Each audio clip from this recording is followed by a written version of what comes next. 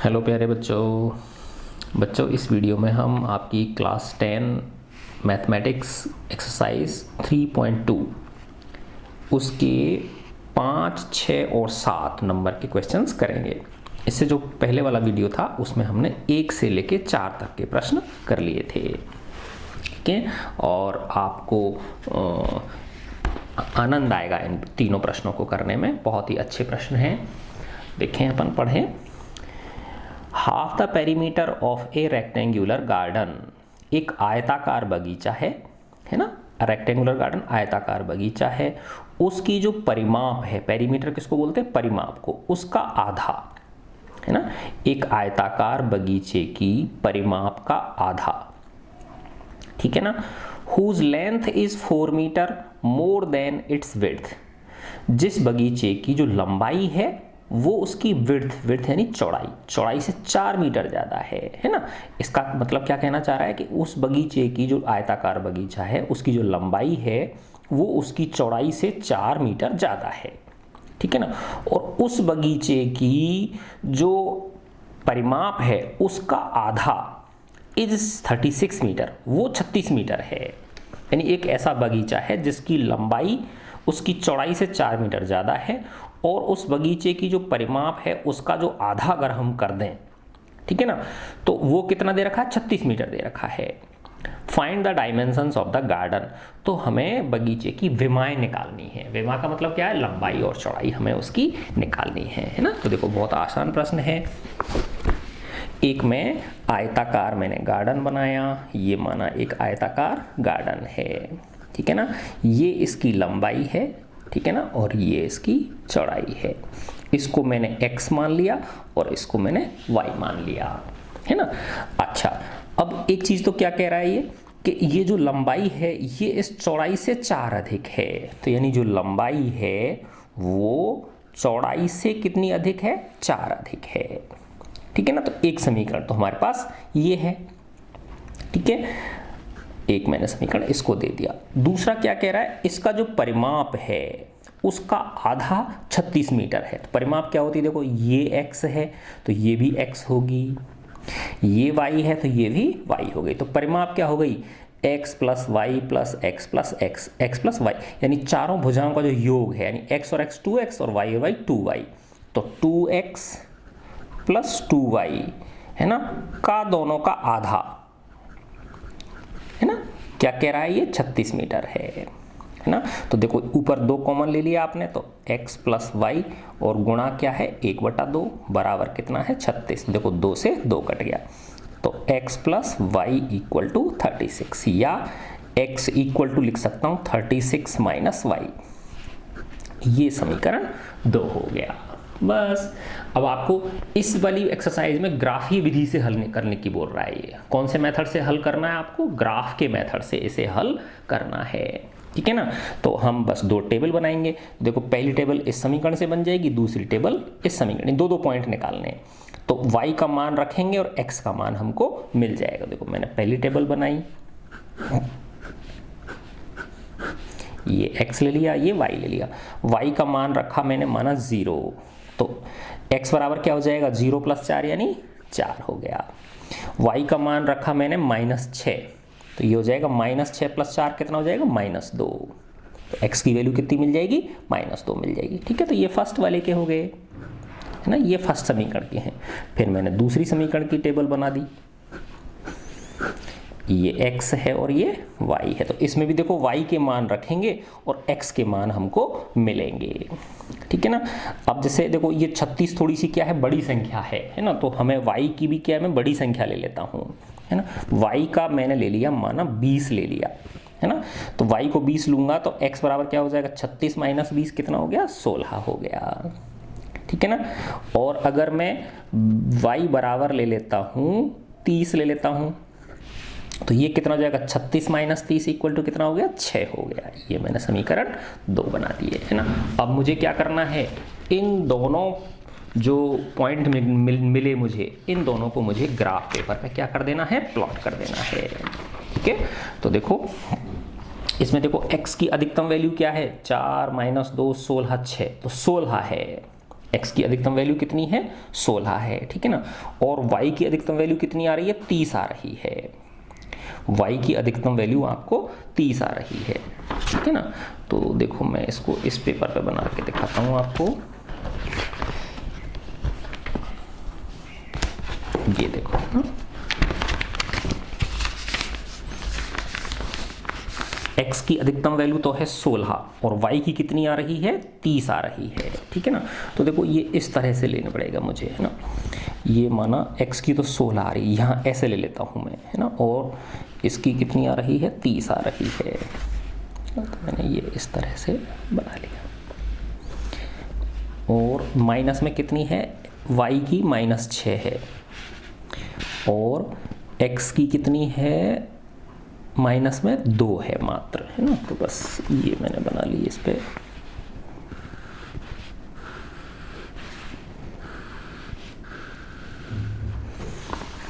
ठीक है, ये 0 हो गया, ये 2, इस तरह से ले रहा हूँ मैं इसको 0 2 4 6 8 10 12 14 16 18 20 22 24 26 28 और ये 30। अरे यार क्या बात है, देखो एग्जैक्ट 30 पे जाके पहुंचा है ये, है ना।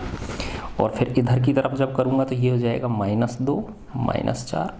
अच्छा x पे तो 30 नहीं था, वो तो y पे 30 था, ठीक है। हाँ ये -6 और ये हो गया देखो 2 4 6 8 10 12 14 16 18 20 22 24 26 28 और ये 30, ठीक है। अब ये वैल्यूज क्या है देखो, x पे कितना 4, y पे 0, तो x पे 4 चला मैं और y पे 0 चला, इसका मतलब ये पॉइंट हो गया, ठीक है। दूसरा पॉइंट है हमारा -2 और -6, है ना। x पे -2 चलूँगा और y पे कितना चलूँगा -6, तो देखो ये -2 हो गया, ये -4 हो गया और ये -6 हो गया। तो x पे -2 चला और y पे -6, तो यहाँ पहुँच गया, ये वाला बिंदु हो गया, ठीक है। तो इन दोनों बिंदुओं को मिलाती हुई मैं क्या कर दूंगा, एक रेखा ड्रॉ कर दूंगा। तो वो इस तरह से ड्रॉ हो जाएगी, देखो, ठीक है ना। इस तरह से एक ये मैंने रेखा ड्रॉ कर दी, ठीक है ना। अच्छा दूसरी क्या है देखो, दूसरे पॉइंट्स क्या है, x पे 16 है, y पे 20 है। x पे 16 चला तो ये रहा, और y पे 20 चलूंगा तो 20 कहाँ है देखो, ये रहा, ये पॉइंट है, ये वाला पॉइंट, है ना। फिर है x पे 6 चलूंगा, y पे 30 चलूंगा। x पे 6 चला, ये रहा देखो x पे 6, और y पे कितना चलूंगा 30 चलने की बोल रहा है, तो देखो 30 ये रहा, ये 30 हो रहा, ये पॉइंट आ गया। इस पॉइंट को और इस पॉइंट को मिलाती हुई रेखा में खींच दूंगा, इन दोनों पॉइंट्स को मिलाती हुई रेखा में खींचूंगा, ठीक है। तो देखो बच्चों ये इस तरह से हो जाएगी।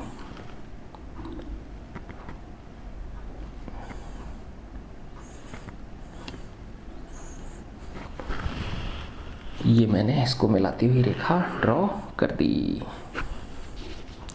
अब देखिए जादू कहाँ काट रहा है, ये रहा, है ना।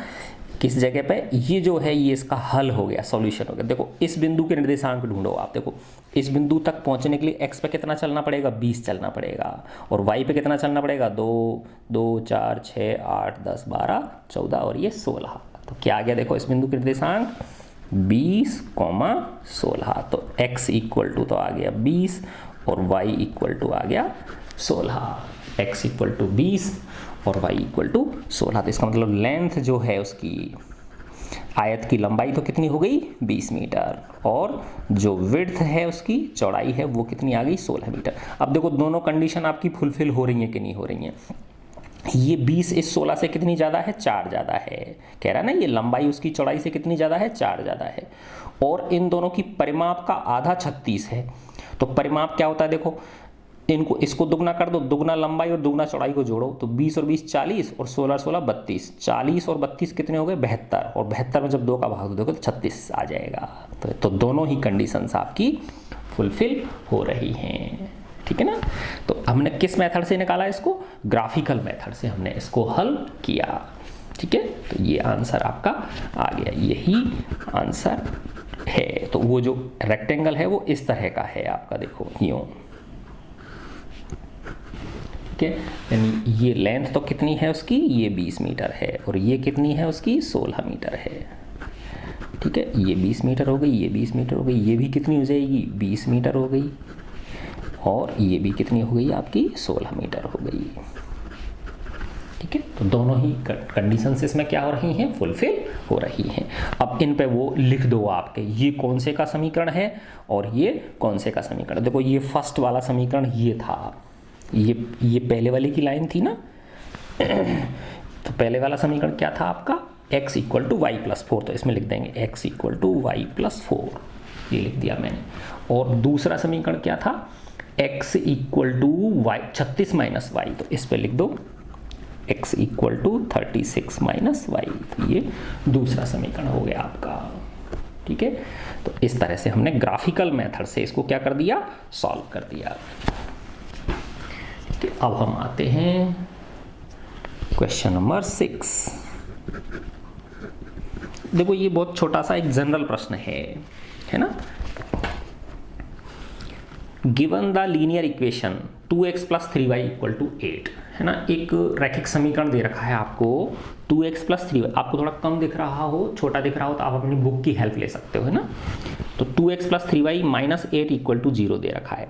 राइट अनदर लीनियर इक्वेशन, दूसरी रैखिक समीकरण आपको लिखने हैं दो चरों के अंदर, सच दैट, जो कि इस प्रकार से हो, दैट द ज्योमेट्रिकल रिप्रेजेंटेशन, कि इनका जो ज्यामितीय निरूपण है, ऑफ द पेयर, इस जोड़े का, एक तो ये वाला और दूसरा जो आप लिखोगे वो इस तरह से जो बन रहा है वो कैसा हो, इंटरसेक्टिंग लाइंस हो, प्रतिच्छेदी रेखाएं हो, पैरेलल लाइंस, समांतर रेखाएं हो, और कोइंसिडेंट लाइंस यानी समपाती रेखाएं हो, ठीक है। तो देखो बहुत ही आसान है, हमने कल किए थे इस तरह के, सेकंड वीडियो जो था, फर्स्ट वीडियो जो था उसमें। तो आपको जो इक्वेशन दे रखी है वो क्या है, 2x plus 3y minus 8 equal to 0। अब फर्स्ट केस में उस रेखा का समीकरण लिखना है कि ये दोनों रेखाएं क्या हो जाएं, इंटरसेक्टिंग हो जाएं, प्रतिच्छेदी हो जाएं। सेकंड में पैरेलल हो जाएं, और थर्ड में क्या हो जाएं, कोइंसिडेंट हो जाएं, थर्ड में ये कोइंसिडेंट हो जाएं। तो देखो इंटरसेक्ट करने के लिए a1 और a2 के मान, है ना, ये जैसे a1 है, ये b1 है, और ये क्या है, c1 है, तो a1 बटा a2 और b1 बटा b2 बराबर नहीं आना चाहिए, ठीक है ना। तो देखो मैंने लिख दिया 2x plus 3y minus 8 equal to 0। अब दूसरा कुछ भी लिख दो आप, है ना, जैसे माना इसको लिख दिया मैंने 3x, इसको लिख दिया 2y, है ना, और इसको लिख दिया माइनस 16 इक्वल टू 0, है ना। तो देखो अब इसका a1 बटा a2 क्या हो जाएगा, 2 बटा 3, और इसका क्या हो जाएगा, 3 बटा 2, तो सेम नहीं है ना ये, तो ये लाइन क्या करेंगी, इंटरसेक्ट करेंगी, क्योंकि इसमें a1 बटा a2 क्या है, 2 बटा 3 है, ठीक है ना, और b1 बटा b2 क्या है बताओ, 3 बटा 2 है। तो कुछ भी हो सकती है, इसकी जगह आप लिख सकते हो 3x प्लस 4y लिख सकते हो, 5x माइनस 6y लिख सकते हो, है ना। बस ये कि इन दोनों का अनुपात सेम नहीं होना चाहिए, है ना। तो वही a1 upon a2 is not equal to b1 बटा b2, तो इसका मतलब क्या है, ये इंटरसेक्टिंग लाइंस है, इंटरसेक्टिंग लाइंस, प्रतिच्छेदी रेखाएं हैं ये, ठीक है। अब सेकंड, पहला समीकरण तो यही है 2x plus 3y minus 8 equal to 0। अब याद करो देखो कि पैरेलल तब होती हैं जब a1 बटा a2 और b1 बटा b2 तो बराबर हो, लेकिन c1 बटा c2 बराबर नहीं हो, ठीक है ना। अब जैसे इसका दुगना कर लिया मैंने, जैसे इसको ले लिया मैंने 4x ले लिया और इसको ले लिया 6y, तो देखो इनका रेशो तो सेम हो गया कि नहीं हो गया, 2 बटा 4 और 3 बटा 6 का मतलब कितना होता है, 1 बटा 2 होता है। तो a1 बटा a2 भी 1 बटा 2 आ गया और b1 बटा b2 भी 1 बटा 2 आ गया, लेकिन ये 1 बटा 2 नहीं आना चाहिए, है ना। इसको मैंने लिख दिया माना 24 लिख दिया, तो ये c1 बटा c2 1 बटा 3 आ गया कि नहीं आ गया। तो ये a1 बटा a2 और b1 बटा b2 तो बराबर हैं, लेकिन c1 बटा c2 बराबर नहीं है, ठीक है ना। इस केस में देखो a1 बटा a2 क्या है, 1 बटा 2, b1 बटा b2 क्या है, 1 बटा 2, लेकिन c1 बटा c2 क्या है, -8 बटे -24 यानी 1 बटा 3। तो a1 बटा a2 equal to B1/B2 is not equal to C1/C2। तो ये किसकी कंडीशन है? पैरेलल लाइंस की है, समांतर रेखाओं की है। ठीक है, तो और भी बहुत सारे समीकरण लिख सकते हो आप, है ना, अनेक समीकरण लिखे जा सकते हैं। जैसे ये 1/3 कर दो, इसको 1/3 कर दो, इसको 1/5 कर दो। ठीक है ना। फिर थर्ड पे आते हैं अपन, कोइंसिडेंट लाइन। कोइंसिडेंट लाइन में बस ये रेखा और वो रेखा में सिर्फ गुणे का फर्क होता है ना। जैसे ये है 2x + 3y - 8 = 0। बस इसको किसी एक पर्टिकुलर संख्या से गुणा कर दो। जैसे माना आपने 2 से गुणा कर दिया, तो ये क्या हो जाएगा 4x, ये हो जाएगा 6y और ये हो जाएगा 16 = 0। तो अब देखो इसमें a1/a2 और b1/b2 और c1/c2 तीनों का ही मान सेम है ना। तो देखो a1/a2 भी 1/2 है, b1/b2 भी 1/2 है और c1/c2 भी क्या है 1/2 है, क्योंकि -8/-16 माइनस से माइनस कट जाएगा, 8 दूनी 16। तो इसका मतलब ये क्या है, कोइंसिडेंट लाइन है, समपाती रेखा एक दूसरे के ऊपर चढ़ी हुई है ये। ठीक है, तो तीनों, और ये कुछ भी हो सकता, 3 से गुणा कर दो तो ये क्या हो जाएगा 6x + 9y - 8 × 24। अनेक रेखाएं लिखी जा सकती हैं, इसकी जगह पे, इसकी जगह पे और इसकी जगह पे, है ना। अब हम आते हैं इस प्रश्नावली का लास्ट क्वेश्चन, क्वेश्चन नंबर 7। ठीक है, अच्छा देखो क्या कह रहा है ये। Draw the graph of the equations x - y + 1 and 3x + 2y - 12 = 0। दो समीकरण दे रखे हैं आपको, इनके आपको ग्राफ ड्रॉ करने हैं, है ना। और फिर कह रहा है determine the coordinates of the vertices of triangle. उस त्रिभुज के शीर्ष, वर्टिसेस बोलते हैं, शीर्ष बोलते हैं, के निर्देशांक निकालने हैं आपको, जो बन रहा है, फॉर्म यानी बन रहा है बाई दीज लाइन्स, यानी इन लाइनों के द्वारा, एक लाइन ये और एक लाइन ये, एंड द एक्स एक्सिस, और तीसरी लाइन क्या हो गई, एक्स अक्ष हो गई। तो त्रिभुज बनाने के लिए 3 लाइन चाहिए ना, तो एक लाइन ये, एक लाइन ये और तीसरी लाइन क्या है, एक्स अक्ष। तो इन तीनों के द्वारा जो निर्मित त्रिभुज है, उस निर्मित त्रिभुज के जो शीर्ष हैं उनके निर्देशांक आपको बताने हैं। और and shade the triangular region, और जो त्रिभुजाकार क्षेत्र है उसको छायांकित करना है। क्या करना है, उसको छायांकित करना है, शेडेड करना है। ठीक है ना। तो देखो बहुत आसान है, अभी कर देते हैं हम। तो पहले तो मैंने इन दोनों समीकरणों को लिखूंगा और इन दोनों के लिए 2-2 पॉइंट निकालूंगा, है ना, जिससे कि मैं क्या खींच सकूं, लाइन खींच सकूं, ग्राफ ड्रॉ कर सकूं। तो फर्स्ट है x - y + 1 = 0। दूसरा समीकरण है 3x + 2y - 12 = 0। तो देखो इधर मैंने x रख लिया, तो इधर क्या हो जाएगा y - 1। ठीक है, तो देखो इसमें x की वैल्यू रखूंगा और वो y की वैल्यू रखूंगा और x की वैल्यू मुझे मिल जाएंगी। इधर की तरफ के मान रखते हैं और इधर का मिल जाता है मुझे, है ना। y की जगह पर रखा मैंने 4, सॉरी ये देखो y की जगह मैंने रखा 4, तो ये 4 - 1 क्या हो जाएगा, 3 हो जाएगा। ठीक है, और y की जगह रखा मैंने -6, है ना। तो ये क्या हो जाएगा, -6 और -1 कितने हो जाएंगे, -7 हो जाएगा।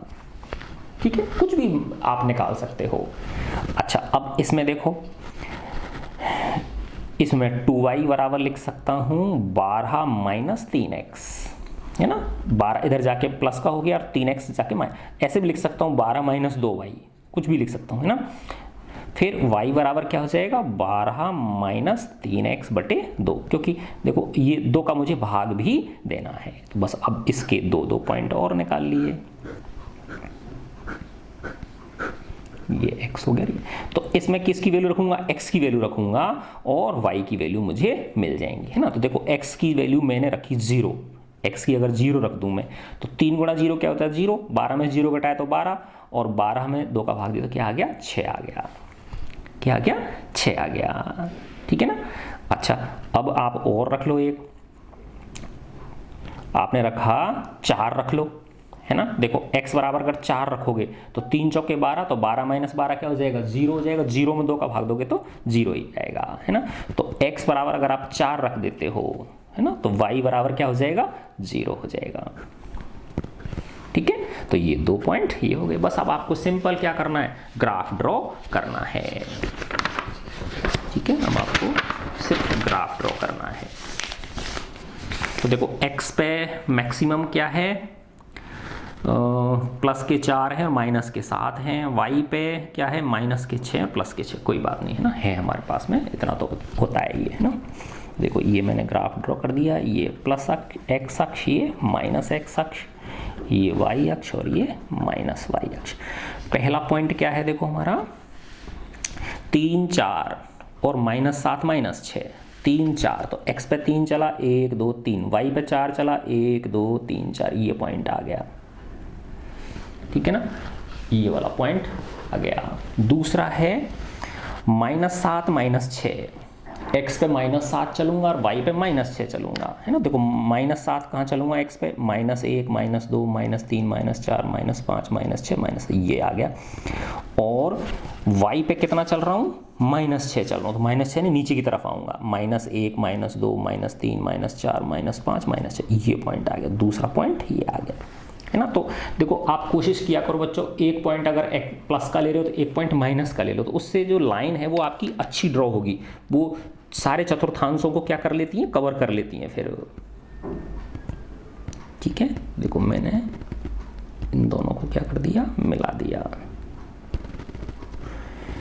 मिलाती हुई ये मैंने रेखा ड्रॉ कर दी, है ना। और इस पे उस समीकरण का नाम भी लिख दिया करो, किस समीकरण को ये व्यक्त कर रही है। तो देखो ये x minus Y plus 1 equal to 0 को व्यक्त कर रही है, तो मैंने लिख दिया x minus Y plus 1 equal to 0। दूसरी के पॉइंट क्या है, x पे 0 y पे 6, x पे 0 चला और y पे 6 चला। x पे 0 चलने का मतलब ये है और y पे 6 चलने का मतलब 1 2 3 4 5 6, यहाँ पहुँच गया। तो ये फर्स्ट पॉइंट हो गया इस लाइन का, दूसरी लाइन का। और दूसरा पॉइंट है 4 0, है ना, यानी x पे कितना चलूँगा, 4 चलूँगा, है ना। x पे 4 चला 1 2 3 4, y पे 0 चला, मतलब ये रहा यहीं पे ही, है ना। तो बस अब इन दोनों रेखाओं को, इन दोनों पॉइंट्स को मिलाती हुई मैं क्या कर दूंगा, लाइन ड्रॉ कर दूंगा। तो वो जहां काटेगी वही एक शीर्ष मुझे मिल जाएगा। ठीक है ना, तो ये देखो ये हो गया।